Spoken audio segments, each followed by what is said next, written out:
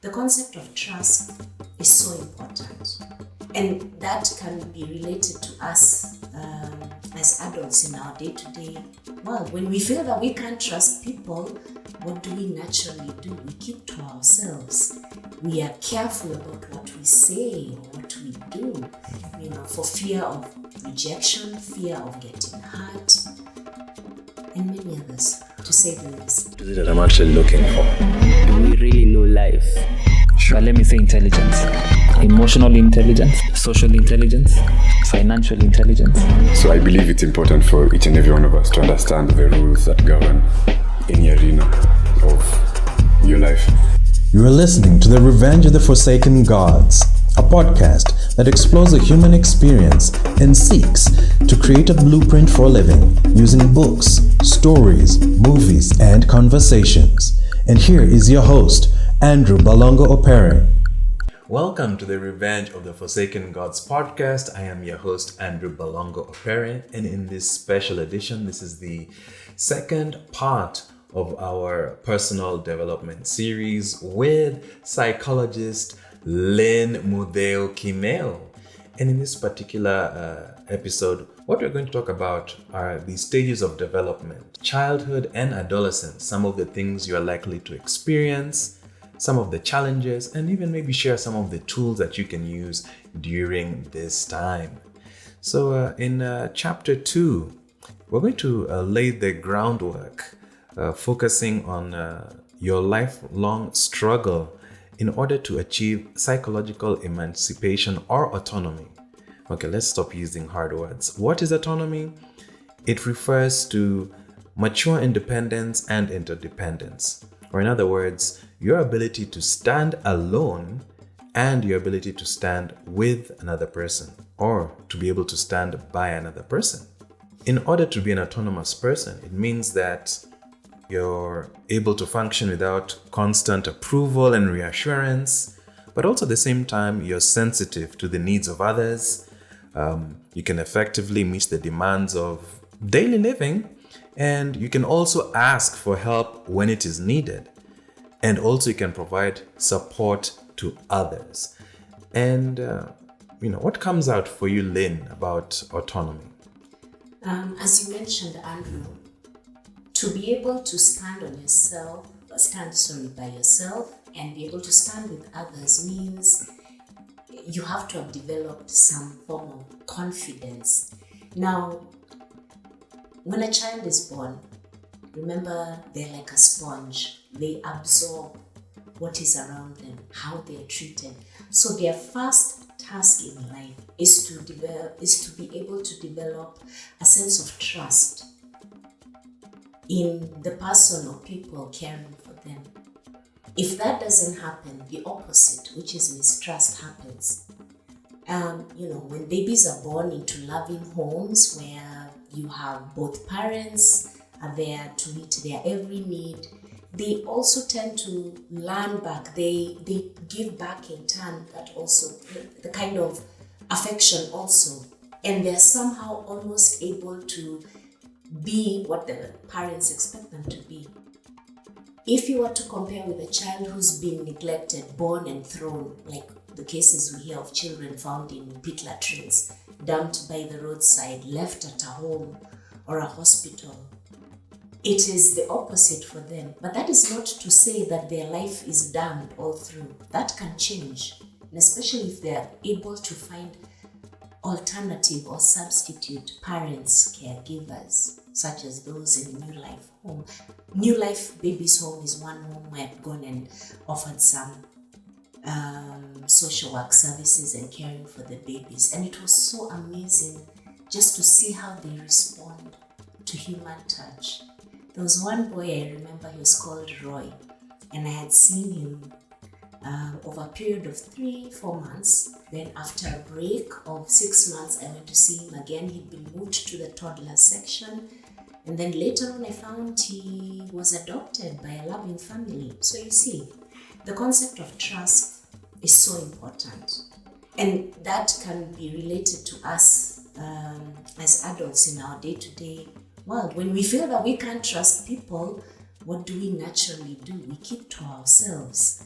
we are careful about what we say or what we do, for fear of rejection, fear of getting hurt, and many others, to say the least. Wow, when you started sharing that, what came to mind, I love movies, and what came to mind was the movie Shazam. I don't know if you got a chance to watch it.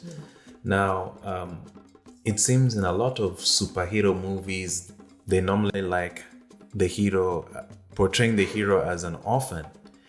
And when you said trust and mistrust, in the movie Shazam, the kid, his parents died early. His parents did not die early. His mom left him at a playground. So he's always been trying to look for his mom. So he doesn't trust that anywhere is a safe space. He just knows once I get to mom, everything will be sorted. And so it's very interesting to see that even though he's in a loving family that provides that environment to support him regardless of his actions, accepting him the way he is, he always runs away. He doesn't really trust them. And that whole movie is about him having to learn to trust himself and his new siblings in his foster home.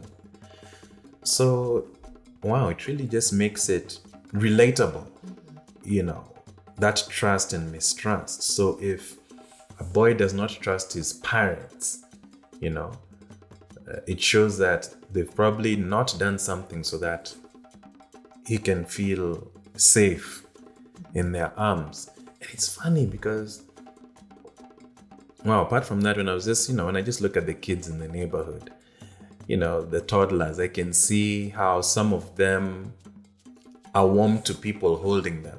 And some of them, they don't trust. So I can see, over time, some will be able to trust. Okay, they'll wait and see. Is mom and dad reacting positive to this person? Okay, fine, I'll trust you. And then, but if they see that the mom or the caregiver is always apprehensive, no, they might also exhibit that behavior. And I think I also need to add, especially, an important thing. We are a combination of our nature, that's our genetic makeup, and nurture being the environment, and they work together. It doesn't mean that nature takes a higher win over nurture and vice versa. So you see also for children, if you notice, there's that concept of monkey see, monkey do. So naturally, they are more prone to copy the first things they do. That's why when you smile to a baby first, they smile back, unless for some reason they'll cry back. So if you're able to model healthy, appropriate behavior, and not only the facial signs and things like that, they will also pick it up and take it. And that's why it's sad when you find children get confused when you tell them not to do something and they see you doing the opposite, which we'll get to. So you see, we need to be very deliberate also in how we relate with others. Some people will say things come more naturally to this person, another person has to struggle so hard. It could be due to many other factors. And that's why you see, if a child who's full of trust, that child shows that they don't have general fears of rejection, low self-esteem. They feel like sure of themselves, and they are somehow encouraged to try to venture into something new. That's why you find like a baby learning to walk. Unless they fall the first time, they won't know until they've done it. So you actually have to do to then learn what is the consequence. If a child doesn't know about fire and puts their finger near a flame without the adult or the person minding them, stopping them, they get burnt and then they learn, oh. But if you find a parent who stops them before the act, then they learn, oh, I'm not supposed to do that. But of course, it has to be reinforced. Reinforced meaning you keep repeating it until they get it. Because if a child doesn't get it the first time round, it doesn't mean that they are clumsy or whatnot. They also have to learn.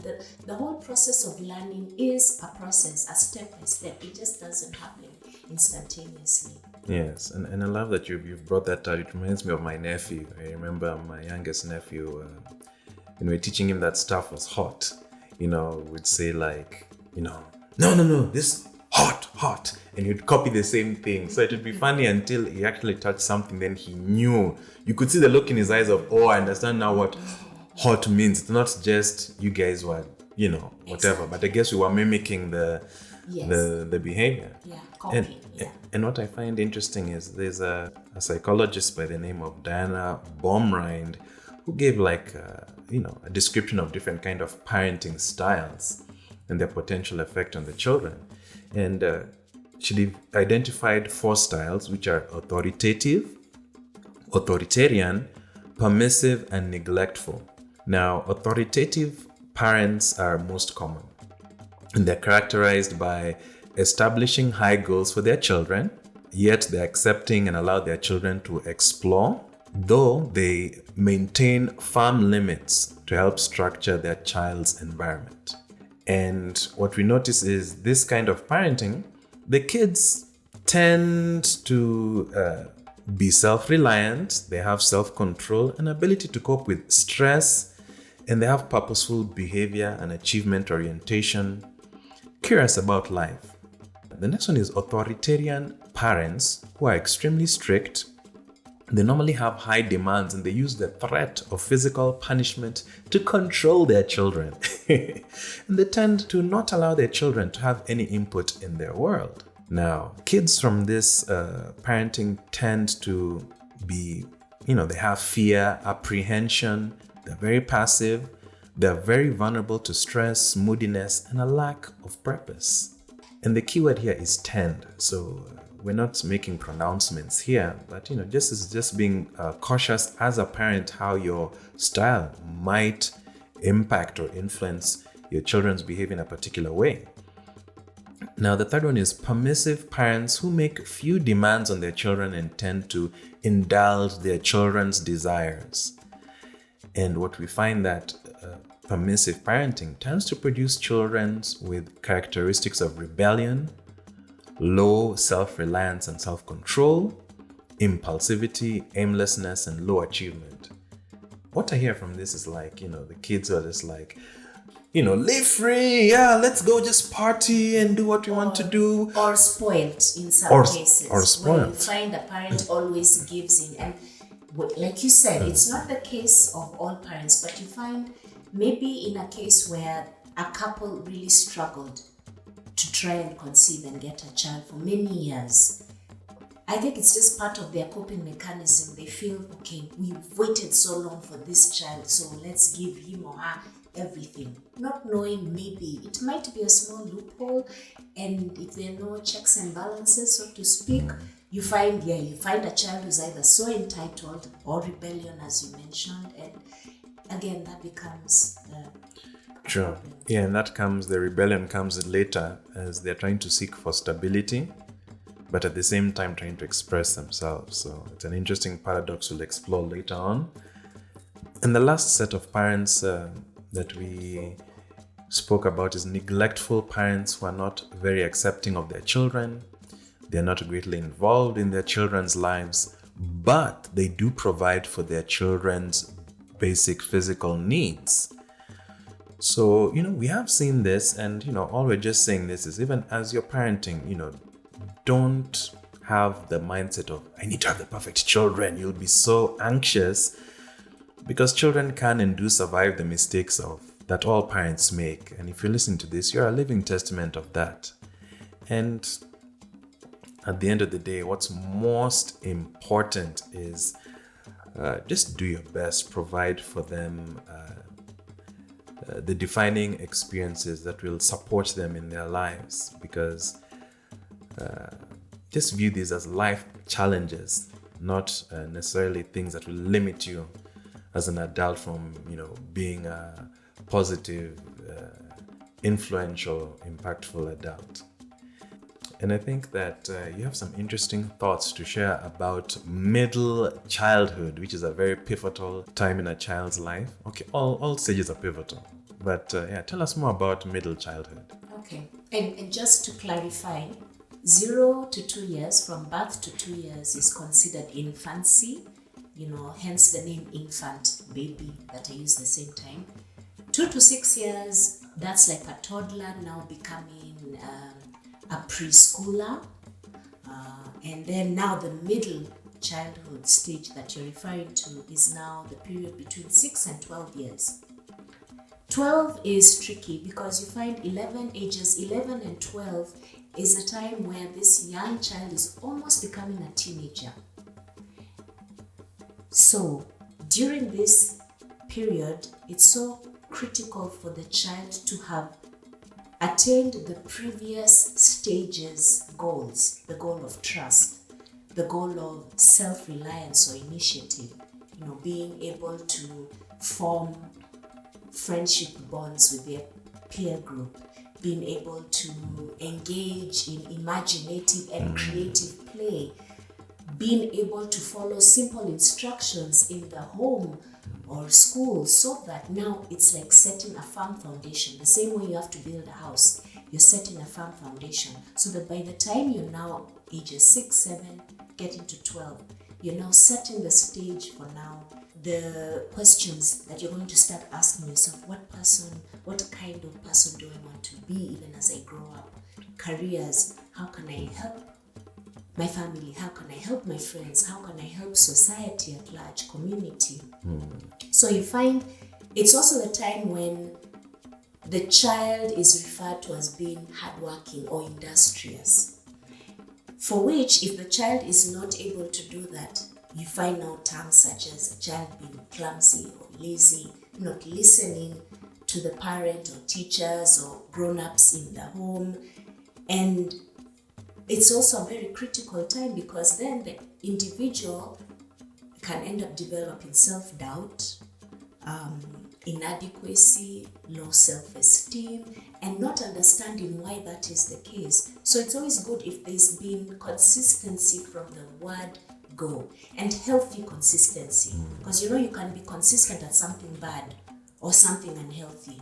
So the hope always is that you've had a consistent, healthy beginning from the word go, so that you're also able to make wise, mature, healthy decisions that will help you as you continue on in this journey of life.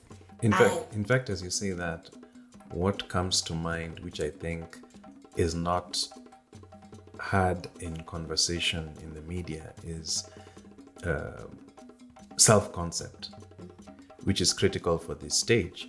And what is self-concept? It refers to the awareness about yourself, how you picture yourself, how you think the kind of person you are, how you view your worth, your value, the possibilities, how you see yourself in relation to others, and ideally how you'd like to be, and if you've accepted yourself as you are. Now I notice this self-concept is also impacted by school, how your school experiences are, your peer group, the teachers, your cultural context, and even your interactions with your family. So people outside of you impact how you view yourself. And we find that the self-concept is found, to be honest, by what others tell you about yourself. So I think, this starts even from being not 2, when you can hear what people say about you, good boy, this one, or you're industrious in class, you know how to read, good boy, good girl. Yeah, I remember being told, I think I was finishing nursery, going to class 1, and the headmistress at the time would tell my mom, Lynn behaves like a little lady. And I thought, okay, of course I didn't show what was going on in my head, but you see, already that has set the center stage. Somehow it has told my mind, it has told my ego, my self-esteem, behave like a lady all through. Do the right thing. Do what they tell you. Exactly. So you see that outlook, whether it is viewed positively or negatively, you can see how it has a good deal to do with those people outside of you telling you about yourself. And so I think this is the place where you said we need to be very careful as adult figures, because if you don't get reinforcement, affirmation, you're going to feel inadequate around authority figures. Exactly. So I say this in a very kind way, that teachers need to watch your mouths. And, in this stage, teachers tend to be women, from 0 to what? If it's 12 years, yes.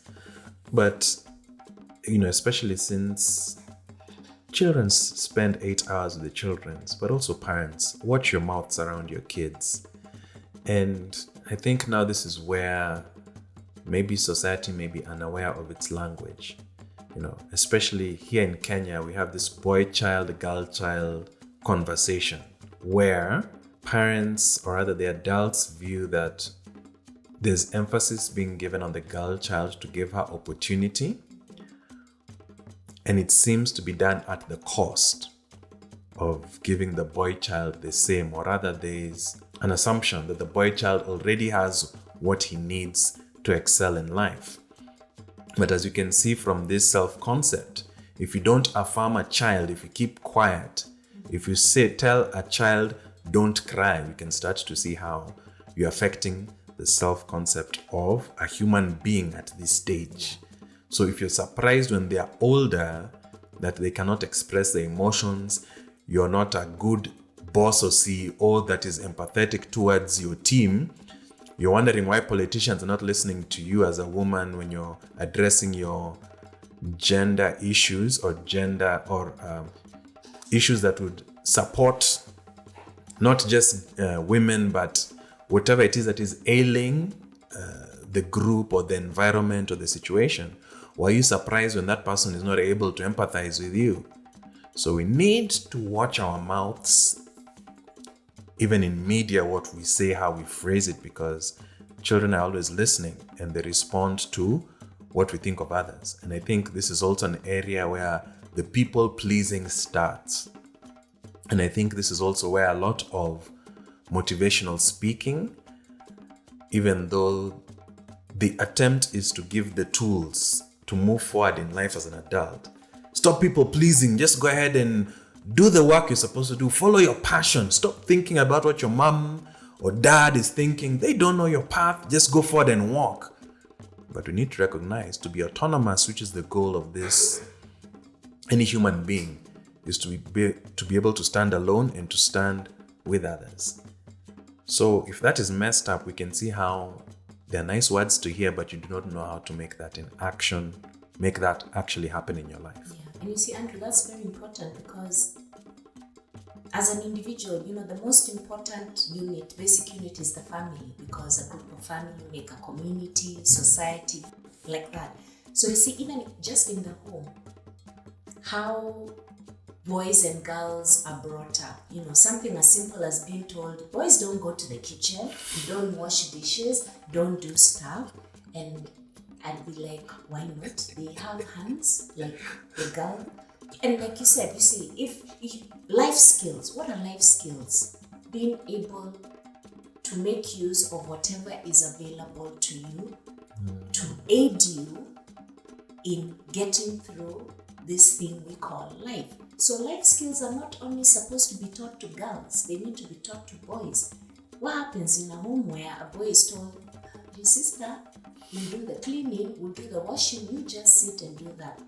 This young boy will grow up to what kind of a man? He'll see and think, hey, all women are to either do the work for me, exactly, or I'll be, so to say, inadequate in actually being able to then foster a working relationship with the member of the opposite sex, because they'll remember, but I remember my father telling me not to go there. I wanted to, but I was told no. Or so something as simple as even teaching life skills in the home should be taught from an early age. Same things like with toilet training, and that happens during the toddler years. There are those exceptions who are special needs cases, and they may not achieve those goals within that period. But that, I think, is a topic for another day. Basic life skills, being able to wash yourself, clean yourself, that is something that goes through between the but ages 4, 5 to the start of teenagehood, which is age 12. Can I ask a stupid question? Try. I had a story where in this family, one of the kids, I guess, was toilet trained verbally. I think they were told, you're a big boy, big boys don't pee in the bed. And I think when they were told that, they stopped peeing, I guess. Really, right? No, I don't know if okay. I cannot have fully the full confirm, details. yes, if it was just that phrase that allowed that boy to be toilet trained. But then now the younger child keeps on bedwetting, and they're like 7 now. So, and I guess, the adults there were, let me not say complaining, but it's easy to uplift one child and say, this child, I told them this, and, they stopped peeing in the bed. But this one, now they're peeing. So when you said toilet trained as a life skill, Yeah. I don't think it's an automatic thing, or rather how this happened, maybe briefly. Obviously, you can't go in depth into it now, but, how does that happen? Well, you see, one of the reasons why one will wet the bed would be because of anxiety. Anxiety meaning they're unsure of themselves, there's doubt, or there's so much pressure around them that the body has to find a way to deal with it, So it could be bedwetting at night, or that there's also a biological problem. We find there's some people who have a problem with their urinary tract, or the organs that sort out waste, and they just can't hold it, and they need. Those are exceptions. So you see, again, remember, if from the beginning you did not get a firm, accepting, encouraging environment or hand to help you go through life, you find there'll be shortcomings that will just happen. And that's why it's always tricky when you're dealing with family issues, because one way of dealing with this family may be different from another. But the general consensus is that you should show support from the beginning, positive, healthy support. And when children develop the habit of asking questions, be truthful, don't lie to them, or don't try and escape from answering, because it may come back to haunt you, like asking a question. There's one time even a student of mine was asking me, "Teacher Lynn, where do babies come from?" And the first thing that I asked myself, and I asked her, "Have you had this talk with your parents first?" Because she's about 8 going to 9 years. Because I know how important it is to give that talk, but I don't want to jump the gun. I don't want to play the role of the parents without even having their permission. So it was quite interesting. I think I looked for a video on YouTube, and I tried to explain to her how both the mother and father come together, and their union brings forth a child. I skipped the part of how the child is made, but I showed her how the baby develops in the mother's womb and up until the birth process. You see, I didn't lie, but at the same time, I told her the rest of the information, go and ask your parents. When you ask them, come and tell me. That story died. I never got anyone from her, because I also think she feared asking. But I told her, right now at your age, just know these basics. As you get older, because she seems to be aware of the blood flow for teenagers, which we'll get into later on. Yes. But yes, I think, just to put it clearly, any issue or occurrence that may seem as not being perfect or not positive is always a result of something that was not given in the beginning. You've shared a very powerful sentiment that don't lie to your kids. So there's this kid called James. He's a firstborn in the family and loves to go to church. And I remember that one time James asked his parents, "Why does God hate me?" And the parents are wondering, what do you mean? And James was sharing how when he looked at the story of Cain and Abel, Cain being the firstborn, Cain was thrown, apparently God did not like Cain. That's how the kid was interpreting it. And even when you look at the story of Jacob and Esau, a lot of the time, the way these two stories are preached, Jacob is an idiot for selling his birthright for some soup, So I'm not surprised why he asked that question, him being a firstborn. And the parents were baffled, just like the way you're saying, they didn't have an answer to give him because you don't want to lie to the kid. But if you can see, and he asked that question, Jacob tricked, Jacob was tricked. Jacob tricked his big brother. Why did he prevail? And so, at least by good fortune, and a very close auntie of his had gone for Bible study and shared that whatever you do unto others will be done unto you. And shared that because Jacob tricked Esau, Jacob was also tricked by the uncle. Where, can you imagine? Let's imagine this in today's world. The woman that you're told, you promise you're going to marry her. If you work for me 7 years, you're going to get her. But you get another woman. Then you're told, if you really want to, you have to work for another 7 years. 14 years. Okay, let's put this into today's context. That's from beginning of what? 14 years. Goodness gracious. That's You may have been pregnant, and then after 14 years you have a teenager. Exactly. Yeah.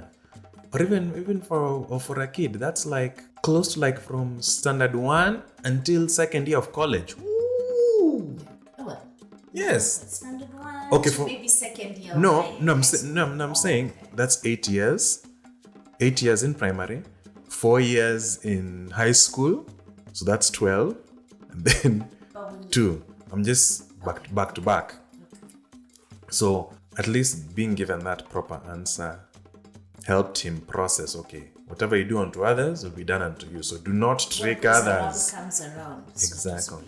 And I think that helps us close out this conversation of self-concept, that we need to monitor the messages that we are sending to others about ourselves, and be aware of the patterns, that we might be beating ourselves down, and even the patterns that we might be lifting ourselves up.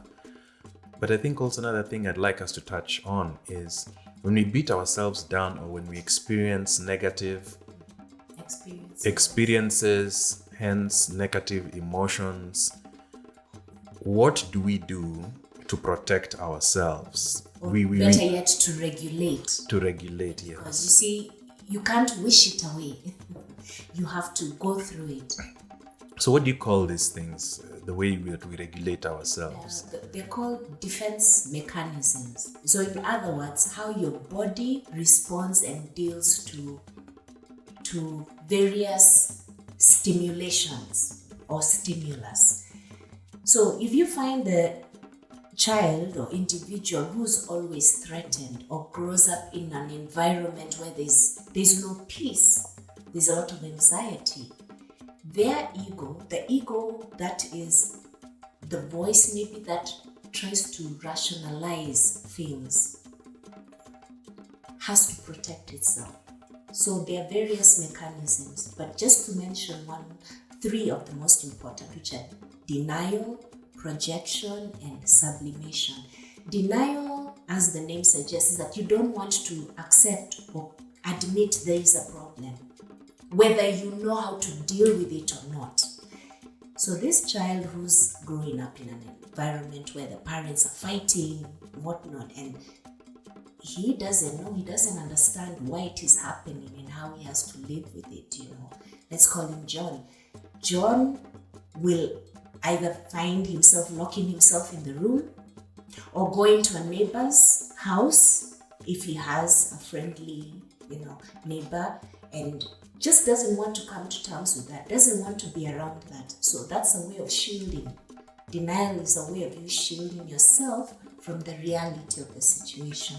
It's interesting when you say denial. What comes to mind is the series Moon Knight, where if it's a Marvel series, but if you've not watched it, spoiler alert, it features, something like that, where he's in denial of what his parent did to him. And so something happens to him which drives the main narrative of the story. If you've not watched it, It's a very interesting watch, but I think that is a very nice example of denial. Yes. Yeah. Or denial, like another example can be like, let's say as you're growing up, there must have been some activities in school that you liked, or a language. Maybe for some they struggled with learning Kiswahili, and for others it was maths. And you try to cover it up by not accepting there's a problem, and you feel you're too proud to maybe ask for help, or you always find a way of trying to run away from it. So that's a denial.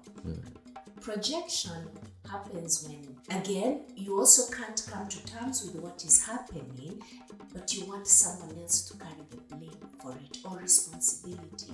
So let's say this John is in a family where the parents are really at each other's throats, but doesn't know how to get away from it. And remember, he's a young child. You can't expect him to know what to do if he has not been given the tools from the word go. Maybe he has this friend, let's call him Robert, and maybe Robert looks up to him a lot and asks for his help.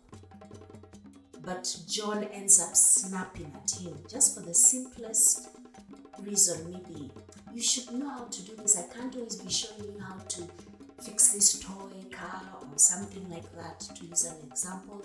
What he's doing is actually projecting his insecurity onto this boy. And you see, it just becomes an unhealthy pattern, because when there's no one who can call it out, it's a cycle that will go on. And if he's not careful, for one, the boy may decide, Robert may decide, okay, John, I don't want you coming over to my house anymore for whatever reason. We don't know if John has been telling him, my parents are fighting, so I find it peaceful in me, and because I'm an only child, things like that. It's interesting when you say that. What comes to mind is, all men are dogs! Projecting, if you had a bad experience with John, you are now placing the experience you had on John on every man. So now when you're relating with men, you're just like, no, you're going to hurt me just like the way John did, which is not a true reflection of reality. But even the same way when women like to say, all women are gold diggers, or all women are dash, you want to fill in the blank with whatever adjective you want to choose to. Exactly. It's not true. And even I notice beyond gender, we'll also do this, with tribes and races. And I notice that this projection happens both positively and negatively. You highlighted the negative aspect, but if I say, for example, growing up, I thought all Kikuyus and all Indians are good at business. Stereotypes. Yes, stereotypes. Because growing up, those are the people I saw around me doing business. I didn't see people from my tribe doing business. So, but when I'm older, I'm just realizing, okay, not all Kikuyus are good at business, not all Indians. Exactly. But we can see that now that's like a positive, even though it's a positive example of projection, it's not entirely true. So it might hurt me in the sense of I might attribute qualities to someone when they do not have those qualities. Exactly. And if I'm expecting it from them and they cannot deliver, then that'll end up hurting me. Yeah, remember, in life, the trick, I believe, not the trick, but if you want to actually Cheat code. have a Shortcut. peaceful life, Yeah. find a balance. When you think of the weighing scale, you know how hard it is to balance both sides. The same thing with our lives, in whatever situation and circumstances we are in. If we're able to find that balance, the balance of life, if I can call it that, you'll find fine, even if there are problems and issues you have to deal with it, you will deal with it more appropriately than someone else who's dealing with it inappropriately. But I think even before we go on, I must say the last defense mechanism is sublimation, where you are actually trying to deal with the unhealthy or stressful situation in a healthier way, or in an alternative healthier way. It's like almost keeping your mind off the problem. So you find maybe if someone hadn't had a good home experience, will try and open a home for children, or try and give to them, open a fundraising program, all in the name of trying to like soothe themselves from what they did not get when they were younger. So out of all the defense mechanisms, I think that one I can relate with more, because I think growing up I used to do a lot of sublimation. At the time I didn't know when, but looking back now I realize why. Because I have some suspicions there's some problems here and there, but if I can't talk about it to anyone, how do I deal with it? I have to find a way to deal with it, because, being hardworking was grilled. So I find ways to keep busy. I offer my services in the children's home, or I help out in the church where I can. So in the effort to deal with unhealthy, stressful, negative situations, the body and mind has a way of trying to protect itself by telling you, do this instead. This will make you feel better. Rather than actually addressing, but again, it's not a bad thing, but you need to understand you have to find a way to cope. Just like when you have a cold, the body has a way of telling you, okay, rest, sleep, or if you're tired, sleep, get some energy. It communicates. There are signals running through us, so it tells us, do this, deal with it this way. So can this be put in the category like, let's say if I grew up in the home where my dad was beating my mom, then maybe I decide to be a policeman and fight, against people that hurt others. Would that be an example of sublimation? That's an example, yeah. In fact, that one is a good example of it being long-term. Because remember, it hadn't really been addressed. Maybe it hasn't been. We're just working with the example you've given me. So the body has now confirmed, this cannot happen. So I do what I can to spare a lot of people, problems that they can. But at the same time, it could also be for other reasons. This reminds me of in storytelling. It's very common that the hero, something happened to the hero when they were young, and they decided my path is now going to be this. So like Batman, his parents got killed and decided I'm going to fight crime. Or even we might see maybe a parent might die and you decide to become a doctor to prevent people from dying that way. So I think also, wow, it's just amazing how we actually do this sublimation thing, projection, denial, without knowing. Okay, we don't have to really know them, but just knowing adds a level of self-awareness, how I can interact with this as a tool. So anyone can use this tool. If you're a writer, you can write your characters in denial, in projection, sublimation, and you see how this, even examples in real life. If we say women are this, black people are this, white people are this, Indians are this, we can see that's projecting, and you can see how stereotype can be an example of projection, and there's positive and negative projection. Another projection that I just realized is when you look up to someone that they have a skill that you'd like, you idolize them. You can see how your eyes are with wonder, like, oh my God, one day I want to become like this person. Like you see a basketball player and say, I want to become like, Michael Jordan or Kobe Bryant or LeBron James. And then when you get to that level, the mystiqueness of them being at a high level and you being at a low level sort of disappears because you've attained that ability, skill, or what have you. So you don't look at them with awe, but you can now look at them as peers. So I find that as an interesting projection that helps you propel yourself forward in a positive way also. Yeah, and then you see also there's the aspect of role modeling, anyway, from afar. they just model to you from afar if you're actually not within the same space, proximity. What we've just highlighted is just denial, projection, sublimation, but there are a whole bunch of other defense mechanisms like displacement, repression, rationalization, compensation. Fantasy, which is just basically a lot of dreaming, not dealing with the reality.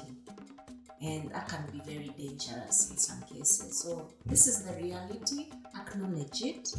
But you see, again, being able to have the capacity to acknowledge takes time. Remember, all these things we're saying just don't happen like a switch being turned on. It is a process, yes. So even some of these things, looking back, I think even partly I feel like I wish I had known. I would have saved some time. I would have saved maybe some years. But there's a pattern, to just live in general life. And it's good if you're able to identify something and keep it simple. Find the most simplest, something that you can understand and apply, and you move from there. But I think what's powerful about this for me is I can see now the power of coaching, or the power of an individual who is your adult or caregiver that knows how to give you the skills you need.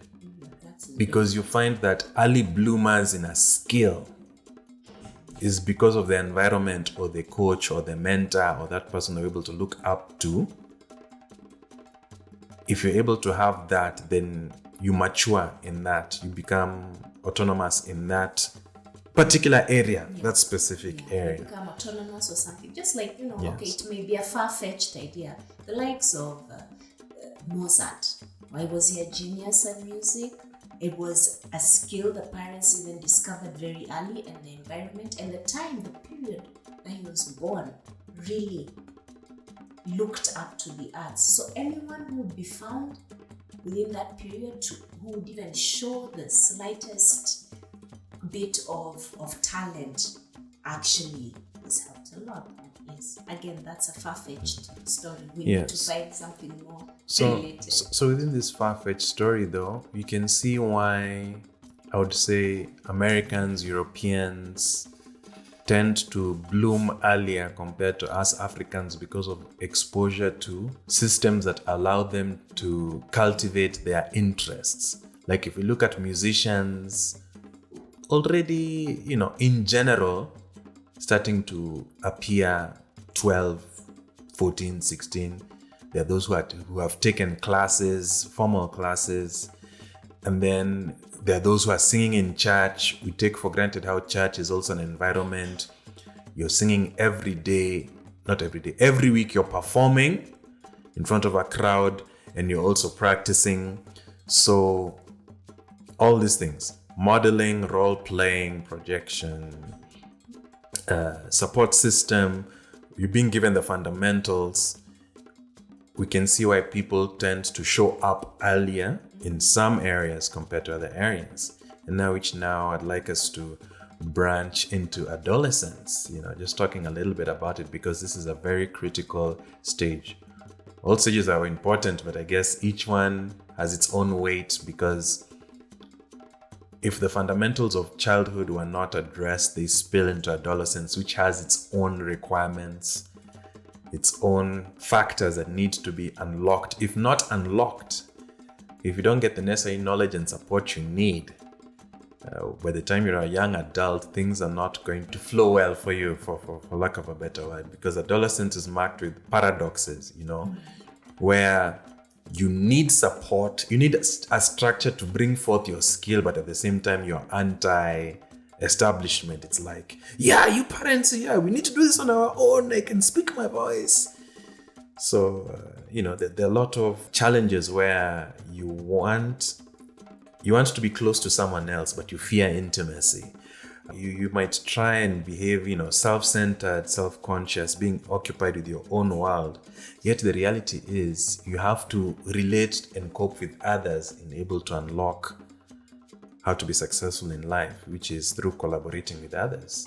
Mm-hmm. So what insights do you have to share about this turbulent, fast-changing, fast-moving period of human life? Well, Andrew, to start with, we need to determine who an adolescent is. And, according to World Health Organization, they state that an adolescent is a person between the ages of 12 and 20. And those are a good number of years. So, during adolescence, because it's the period that now is the gap between childhood and adulthood. So, you can imagine this person has to shift in the way they think, feel, behave, and prepare themselves to start thinking, behaving like an adult. So give or take, you're looking at about 8 years, 7 to 8 years. Within those years, you have to adapt to the changes. You find there are those who experience rapid growth, others it's a slow growth. With just even the simple, their bodily changes. You find women now, not even women, before they're called women, girls now become adolescent girls. They start their menses, which is their monthly blood flow, and which marks the period with which they can now bear children, get pregnant, if they're not taught on how to just care for themselves well, which is sad. That's why if you find cases where there's been rape of adolescent girls or incest, basically unprepared sex can cause a lot of unwanted pregnancies or early pregnancies. So again, the attraction between the sexes, this is when it happens. It takes place because of the biological changes. So you find they're even more conscious. You find girls are very conscious of how they look, how they think, and how the other sex, boys view them or will view them. Almost to a point where some might be so self-absorbed with that. Others, you find they're they'd rather want to get right to it. I want to become an adult right away. I want to behave. I want to start working. I want to start doing this. I want to leave home for whatever reason. So again, the most important stage here now is identity versus identity crisis. Identity meaning roles. You start asking yourself, who am I? What do I believe in? What are my values? Who should I become in life? How can I help society? Here are where the role models are very important. So whether it's your parents, aunties, uncles, the community in church, school, the teachers, all authority figures during this person's life are very important, and they play a key role because it's a time when actually it will have a lot of impact on this young adolescent, soon to be an adult. Now, if they are able to establish a healthy, firm foundation of identity, I probably now identify as someone who needs to help society, help the vulnerable. So if I see anyone who's vulnerable, a vulnerable child, a vulnerable elderly person, I want to be there to care for them. It will maybe even encourage their choices of what career they want to choose. So you find even the subjects that they learn in school will be geared towards preparing them to go to college and now master. If it's a doctor, someone who wants to be a doctor, it means in high school they have to perform well in the key subjects, maths, biology, and chemistry, for example. So you find there's also a lot of pressure. The pressure is most during this time because you find if you don't meet society's requirements, if you don't have your grades up to task, you can really have a major setback. Hence the crisis, as it's called, because now it almost feels like everything you thought you had attained as you're growing up as a child was not true. Because I'm told you will not amount to anything. You can't keep your grades up. You can't do this. And it's very sad because that narrative has been going on for too long. Rather than someone telling you, you don't always have to be good at this, you can do something else. If plan A doesn't work, what is plan B? Plan C. But now, coming to think about it, from my own experience in high school, I remember during Form 4, and we had to fill in choices of subjects. Your first choice being what you want to do, then the next two choices, so that's choice 2 and 3, can be something alternative.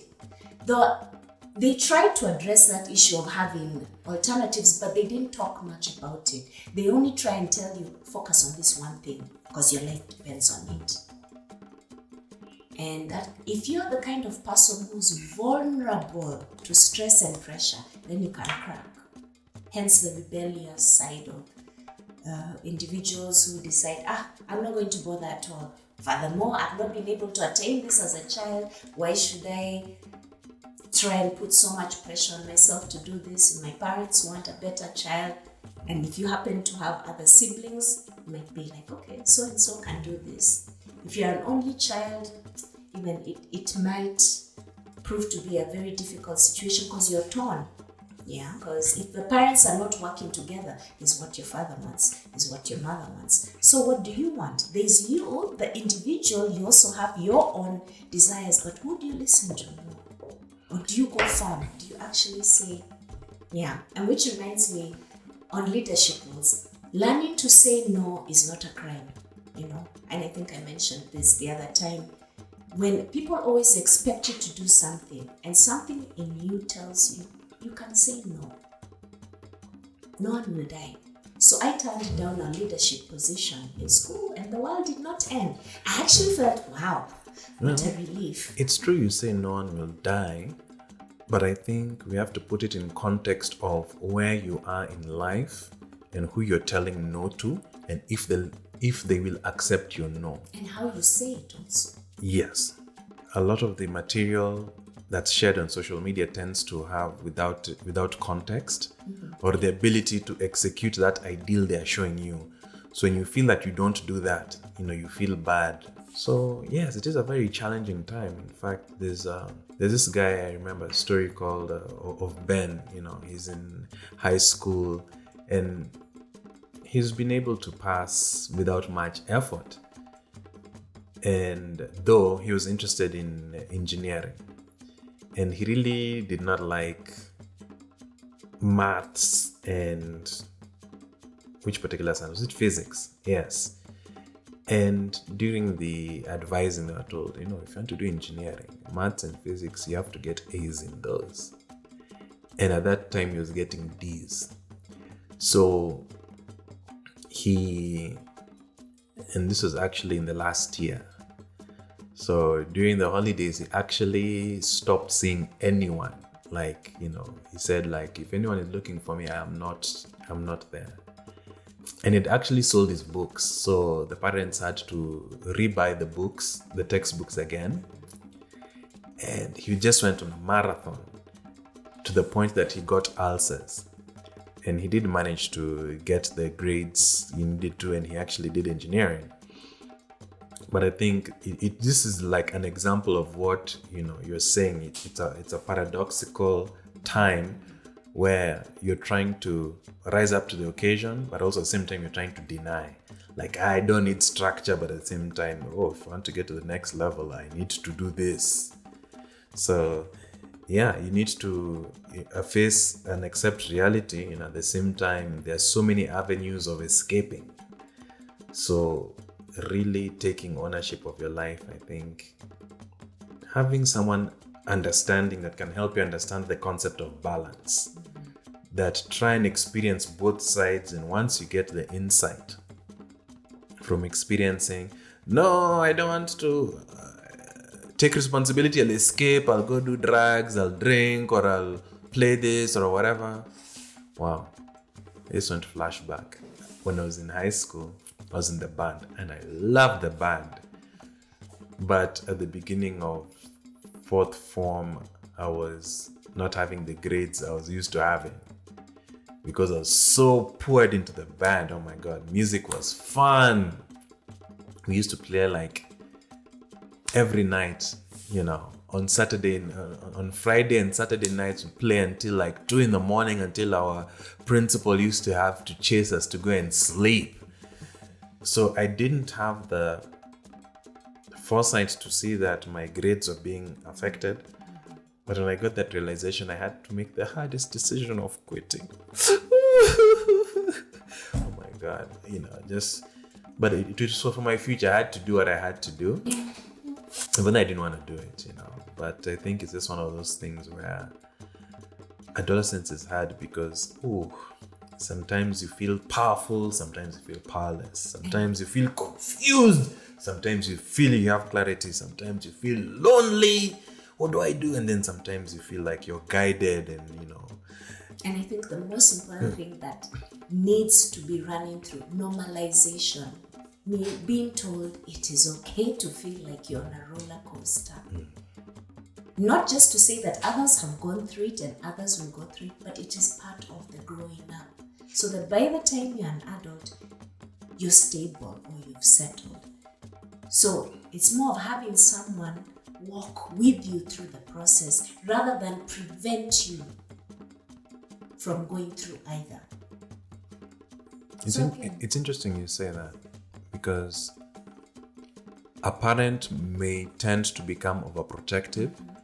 So hence I can see the suggestion why you're told during high school, disconnect from your mother, because mothers tend to provide security and safety but can overdo it. But adolescence is sort of the time you need to be exposed to certain realities of life, and we need to hear certain conversations. Like when you shared earlier about unprepared sex, I've realized the narrative is harmful to the teenagers. Don't have sex, showing videos of STDs. I want to become a grandmother. Exactly. Because I feel, us guys were shown those videos of STDs, when they're infected. And you get scared for 2 weeks and then after that you forget. I think they're not acknowledging the biological changes. If I was to phrase it, I would say right now, you're physically ready to engage in this, and your senses are flooding your system with hormones to interact and have this experience. As you're physically ready, though, you may not be emotionally ready. You may not be ready with the other elements needed after the fact, because after the fact, this experience is designed for one purpose and one purpose only: replication. So there's going to be a new form showing up. Can you facilitate for this now new form's needs? So I think not telling teenagers about the reality so that you can say, okay, give them an experience. I think there was a school, I don't think locally, that would actually give the teenagers babies, not real babies, dolls, and told them this is your project, you're going to feed them, for a week. And I think they had to partner, a male classmate and a female classmate. And then they would have to write a report and discuss. And normally the discussion would be, oh my God, this is so time consuming. I want to do other stuff, but I have to do this.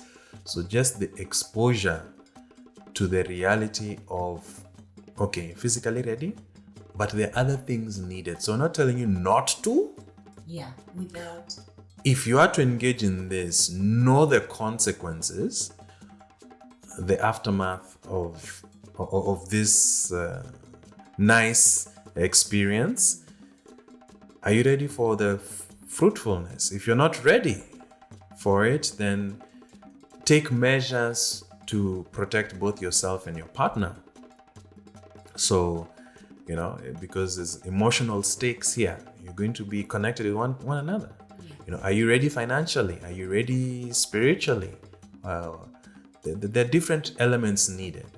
So I think if we have a conversation addressing all the factors, it'll be helpful to all parties involved. In fact, Andrew, it's very interesting that you mentioned, because I remember as a teenager now developing, began my menses, and I remember a few words of advice my mom gave me, and she gave me 2 books on becoming a woman and Everything a Teenage Girl Should Know by Dr. J.F. Knight. And I really appreciated the books because also I developed this interest in a lot of reading. So in a way, I could almost feel that maybe she's embarrassed to say. So let me just read the book. And like you said, all that information you're trying to address is covered in the book. Question and answer format, as a teenager, you'd ask, what does this mean when my body behaves like this, or when these thoughts come in? And which is good because the information is there. You shouldn't keep it away. And like I said, you may find children, even just before becoming a teenager, are probably showing signs of interest. Don't lie to them. Just at least tell them, if you feel you can be able to handle this, let's read this, let's watch this, let's discuss it. And I remember something funny. I don't know if you experienced it in high school.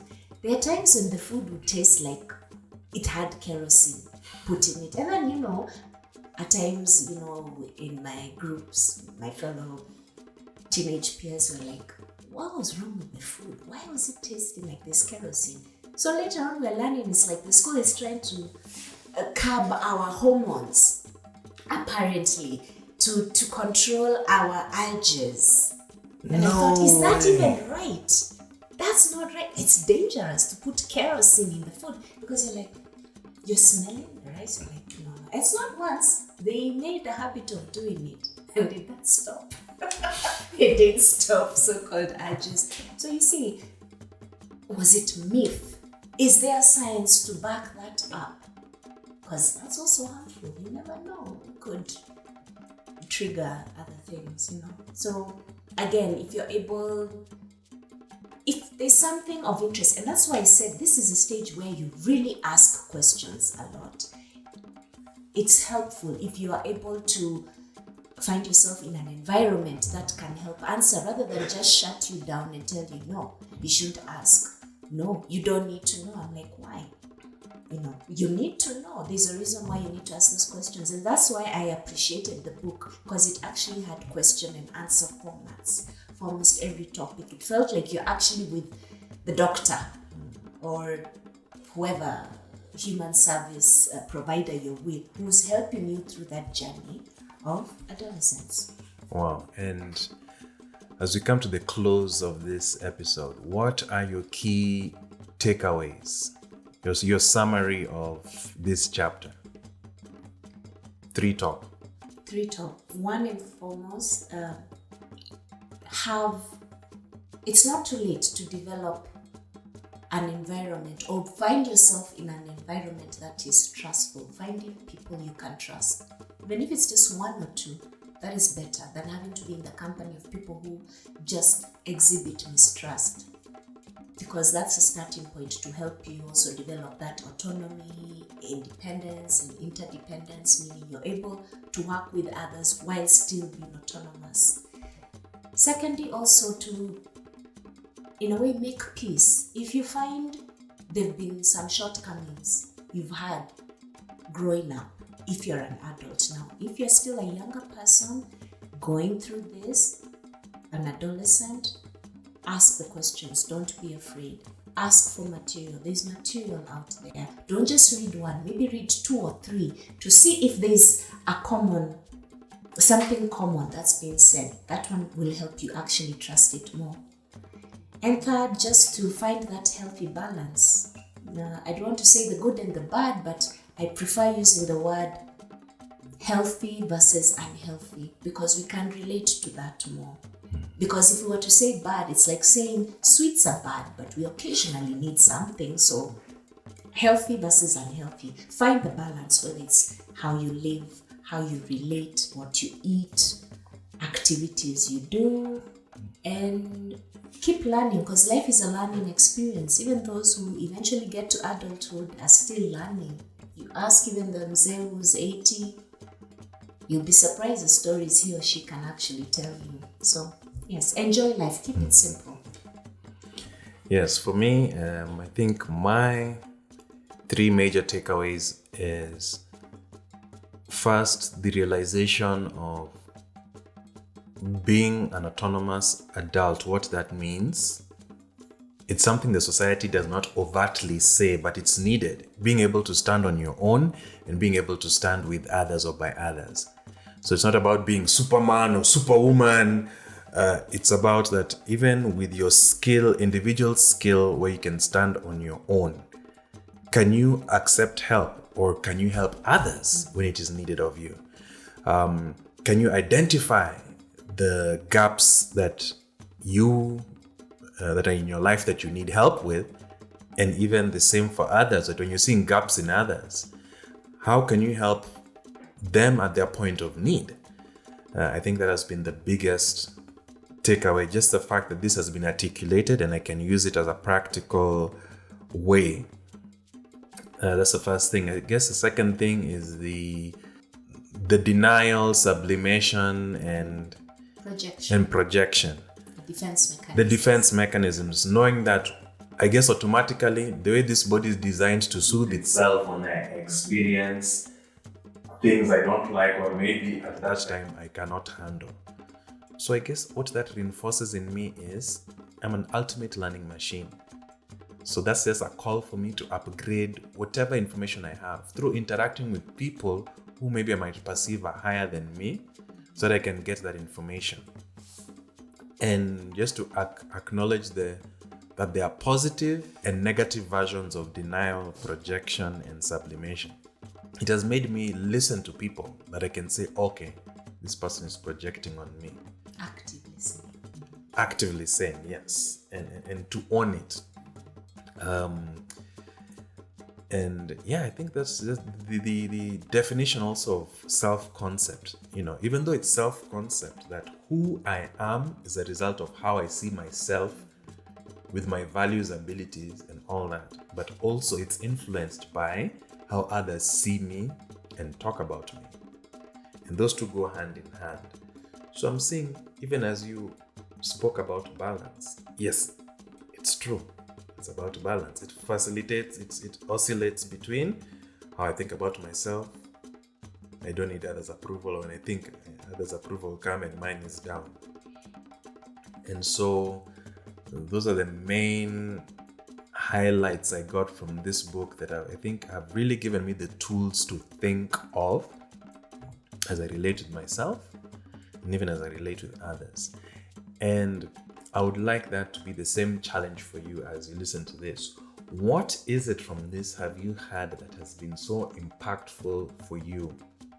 Whether you're a parent, whether you're a teen listening to this, or whatever part of life you are.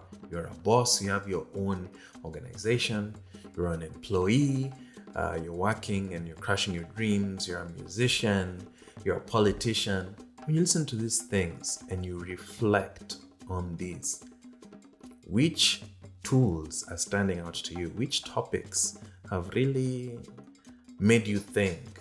What are you responding to positively?